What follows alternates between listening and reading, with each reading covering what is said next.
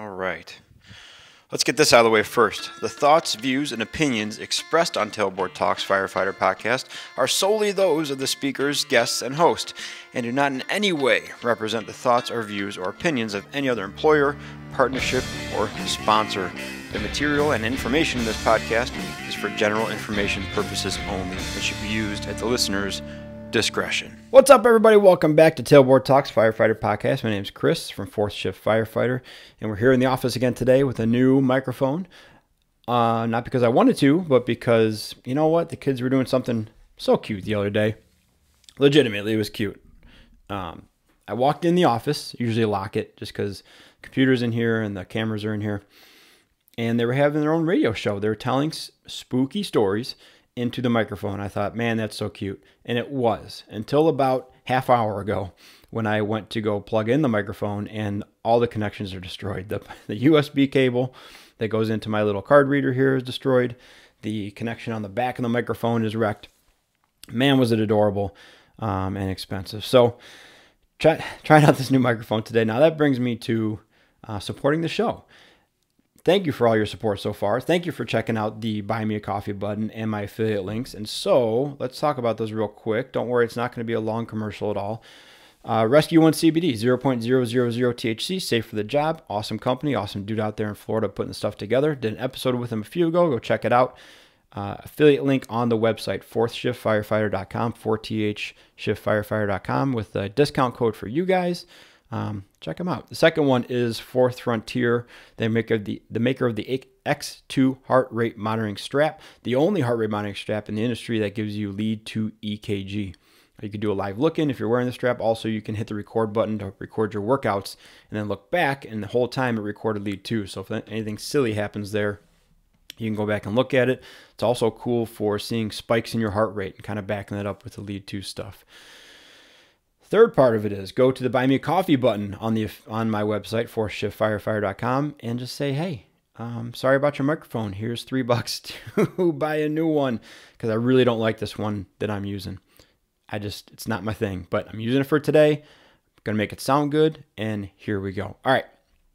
Today I want to talk about hangovers and, not the alcohol ones because we all know about those probably, but same thing. You drink too much, you're destroyed the next day. Maybe the next 2 days, maybe if you're like me, the next week and a half. Same thing can happen with effort. And we have some parts of the fire service that require a lot of effort. The two that come to mind first, where we see the biggest hangovers in the fire service, are after a probationary year is up, you got a probation, you got off probation, you did it, good job. And also after a promotional testing process, going for lieutenant, captain, whatever above.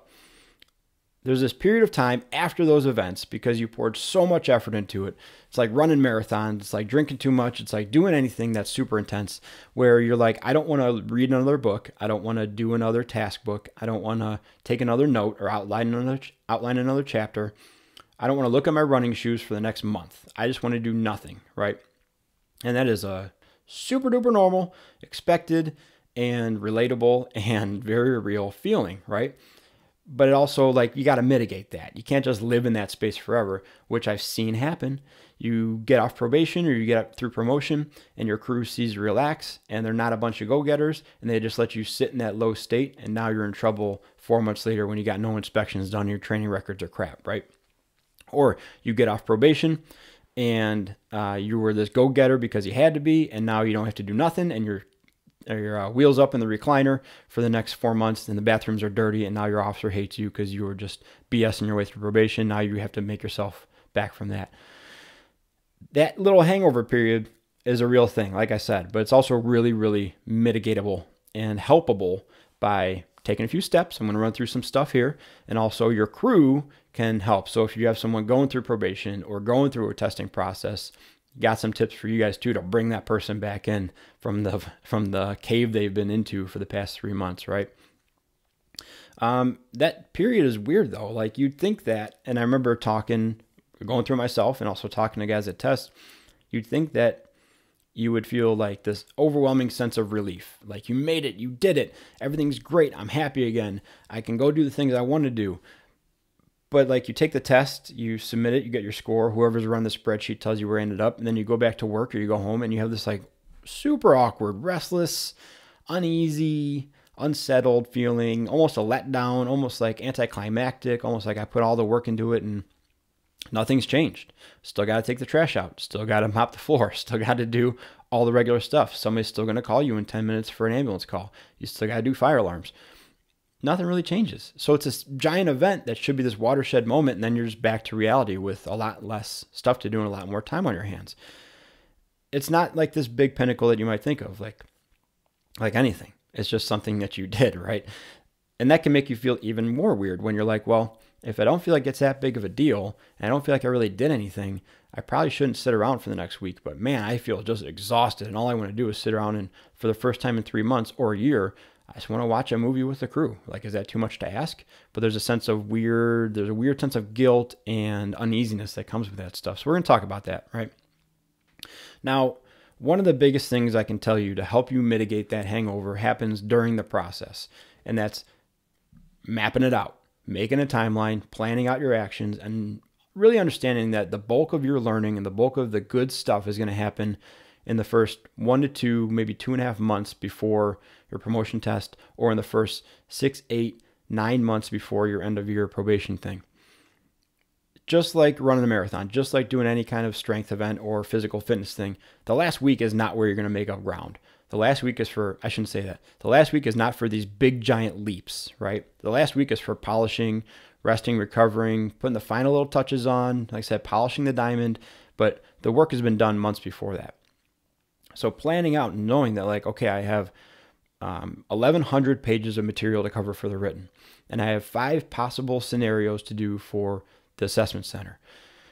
If I map out 50 pages a day or 30 pages a day plus this much of an assessment center thing a day, that'll lead me up to be completely done with everything and wrapped up 3 weeks before test date, and then I can just polish the diamond after that.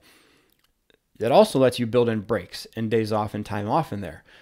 Instead of saying, I'm just going to read everything I can the first month and hammer it, and I'm going to have no days off and just go for it. Then you're stuck on a nice day when it's Saturday and it's nice outside and your family wants to go for a bike ride. You're like, well, I can't. I think I have to do more because I didn't plan. Instead of saying, no, I did my 50 pages this morning. I'm going to do, the other assignment tonight. So yeah, I have all day to go hang out with the family. So structure yourself out. Get a timeline. Talk to someone who's gone through it and get a feel for what this process is like so you can pace yourself along the way, which will help you not have this giant peak of effort and then a giant letdown in a month or two when it's all done. All right. So that's number 1.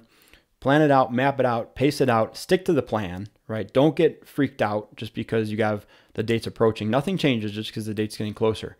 Stick to the plan, get your stuff done, feel confident, and then do well on game day. Okay. The second one is have a plan for after. This thing has a date to it. Whether you're going through probation, whether you're going through the testing process, it's over on X date. That's it. There's no more. I mean, there could be more, but there's no more. There's an end date to it. So think past that date. Have something to do that you enjoy doing after that date.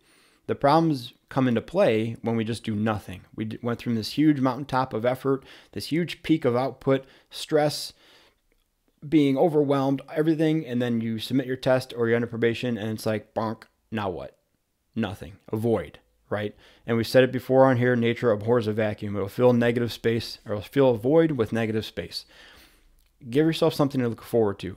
A vacation, a trip, a project that you want to start, getting back to hanging out with the guys watching movies, getting back to eating meals with them, getting back to taking your family and going on bike rides. Have something specific that you're looking forward to that you haven't been able to do because you've been pouring yourself into this project that you can plan for afterwards. Otherwise, you're just going to sit around feeling uneasy and restless and hoping that something good comes along that you can do. So plan it out. It's got an end date to it. Think past it. Plan it, okay? Take a vacation day, do a Kelly Day trade, move your days around, give yourself a little breathing room. So here's the other part of this. I don't want you to avoid this hangover. You got to go through it, okay? It's going to happen. And it's actually a sign to me, if someone has a hangover after something like this, it's a sign that you put in a huge amount of work, which I appreciate. if you go through the process and go through probation and check the boxes and go through the test is no big deal and every day is just like the next, totally acceptable. You can totally do that, I guess. But somebody having that refractory period afterwards, that I need a minute afterwards, tells me that they put in a large amount of work, and I appreciate that. Even if I don't think the person is a good fit, even if I don't think they might be great for that position, I appreciate that they're willing and able to let their guard down, put their ego aside, not be afraid of failing, and dig in for the time period they need to. And I think that's commendable, right? But you have all these things that I'm kind of losing my thought here. I looked away from my notes. I always do it. I got down to tangent, and now I forgot where I'm going. I'm jumping back on. You know what? Complete that thought in your head. Wherever you thought I was going with that, that's what I was talking about. Complete that thought, okay? Have a plan for after. Enjoy, that's what it was. Enjoy the hangover. It's a part of it. It's all good, right? And I'd rather see someone finish a process and have a hangover. That tells me they put in the work, as opposed to like, I just skated through this thing. It's no big deal. Why would I need a break? It tells me like, well, you really didn't take this that seriously, did you? The next one's kind of a caution, okay? If you're taking a promotional test or if you're just nailing probation, you're a go-getter, right? And I appreciate that, like I said. In that time period after the thing concludes, you're going to feel like, well, I have to do something now. I just spent months of my life totally immersed in this thing. I got to pick it up and keep the pace going. The danger is an opportunity or an offer or something might come along that you don't really want and you're not really interested in, but it's here and it's now and I got to keep moving, so I'm going to do it. Bad move all around. Just because something's available at that time doesn't mean that's the time that you should get involved with it, okay? The last point I want to put in here is enjoy it. And I think I've covered this kind of peripherally just talking about that stuff. But enjoy the fact that if you ran a marathon or you did a long bike race or you did a fitness competition and you were sore and tired the next day, you would consider that like, I really gave it my all. I really did a good job. There's feedback to that that's physical that you're like, wow, I tried really hard on that and I beat my time and my legs are just trashed, right? You can equate that to the same emotional and mental hangover you have after this big event. Man, I must have really dug all in and I did as much as I could and I left no stone unturned and I left it all on the field. And I did everything I could to give myself the best possible opportunity. That hangover is indicative of the effort you put in. So enjoy it and congratulate yourself on it. And like I said, even if I don't think you're the best fit for it, I'll congratulate you on the effort you put forward to get through that process, okay? Now, from the outside, just real quickly, if you have someone going through probation or have someone going through a promotional exam, there's things you can do to help them through that hangover. I mean, think about it, right? If you do have a hangover, the worst thing you can do is sit around and feel bad for yourself and not drink and not eat. You need to start building your body back up. Like we're talking the booze hangover now, right? If you're super sore from that athletic competition, the best thing you can do is go for like, a 20% effort activity. Go for a walk, stretch out, do some light workout stuff. That'll get you better quicker. Same thing goes for these mental and emotional hangovers after these big events, with one little caveat. You, the crew, is often going to be responsible for getting that person moving again because that person's tired, man. That person's been burdened and put upon and stressed out and given tasks and given themselves tasks over and over and over and over and over again for the past 3 months or the past year if they're on probation. For a little bit of time, drive the pace for that person. Now, I'm thinking specifically like if they're an acting officer going for lieutenant or if they're lieutenant going for captain, there's a good chance they've been relatively useless to you for that past 3 months they've been studying. So instead of waiting for them to get over it and then come to you and say, hey, we got to do training today. We got to make up these inspections that we missed because I was studying. We got to do this and that and the other. Drive the pace for a little bit. Help them out. Say, hey, boss, we're going to go train at 9 o'clock. We're going to do some donning drills. Why don't you come with us? And it's the first time in 3 months that they might be actually able to say yes. Or, hey, you know what we're doing tonight? We're watching a movie. Come on in. Bring them back in the fold, right? Get them moving a little bit, bring them back in the fold, reestablish a normal routine, and just for a little bit, push the pace. Hey, I know you've been busy for a while. Do we have inspections to do? I feel like we have a bunch of inspections to do. Get a little bit of push, right? You don't need to take over. You're not going to become the officer or become whatever, but help them get moving a little bit, okay? Most importantly, and I've mentioned this a few times, celebrate them, okay? Even if you don't like them, celebrate the effort they put in.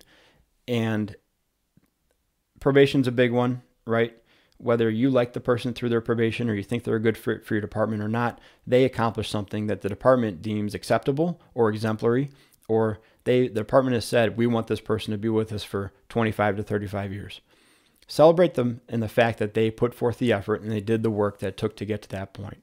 If it's a promotional exam, celebrate the fact that of all the people you work with in the department, a handful test for promotion and a smaller percentage get to the top of the list and get promoted. That person put in the effort for it, stepping forward, saying they want to be part of it, saying they want to help develop the department, and putting the effort over the past 3 months of studying. Celebrate that, man. Don't let them just finish the test and then fall off into the void without a little bit of recognition. That little bit of recognition helps a lot, because I can tell you from the couple processes I went through, there is a sense of guilt when you're the person studying and pushing, because you've cordoned yourself off for 3 months. You're out of touch with the crew. You're not really helping that much. They say, you know what, he's trying real hard on this thing. We're going to cover him for a little bit. But there is a sense of guilt and a little bit of lack of belonging there. So for you to basically justify their actions, justify the effort they put in, and say, you know what, that was tough for you, but you did a great job and we're still behind you and we don't mind that we picked up for you and now you're back in, this is great. That goes a long way. The inverse of that is, that person, you just leave them and they're like, yeah, great. Can you get back to work now? Because that was really a pain in the ass for the past 3 months when you abandoned us.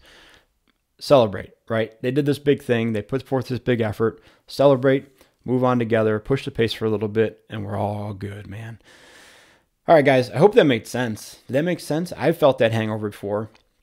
I felt it during physical events and after promotional testing a few times now. It's a real thing, and you're going to get that through projects, through anything you're trying to pursue in the department or in your personal life that takes a considerable amount of effort and attention and commitment for a while. You're going to have that hangover afterwards, but you can help it, right? You can help get through it with a little bit of planning, a little bit of thinking past it to things you want to do once it's over. And then from the outside in, you can help the person through that by helping them take over for a little bit, push the pace, assimilate that to the physical stuff. Get them out on a walk after the marathon, right? Help them stretch after the marathon. Help them get back in the fold after a promotion or their probationary year, and set the tone, set the pace, set the routine. It's all good, man. All right. Thanks for checking it out, guys. Thanks for listening, hanging out, listening to me ramble. If you like the show, if you want to buy me a new mic because you hate the way this one sounds, because I do, go to 4thshiftfirefighter.com, number 4thshiftfirefighter.com. You can hit the buy me a coffee button. You can check out my affiliate links, buy stuff through them. That gives me a little kickback too. Appreciate it. We'll talk to you guys soon. Keep being a 4th shift firefighter and keep on working towards being more capable and durable on the job and away from it. See ya.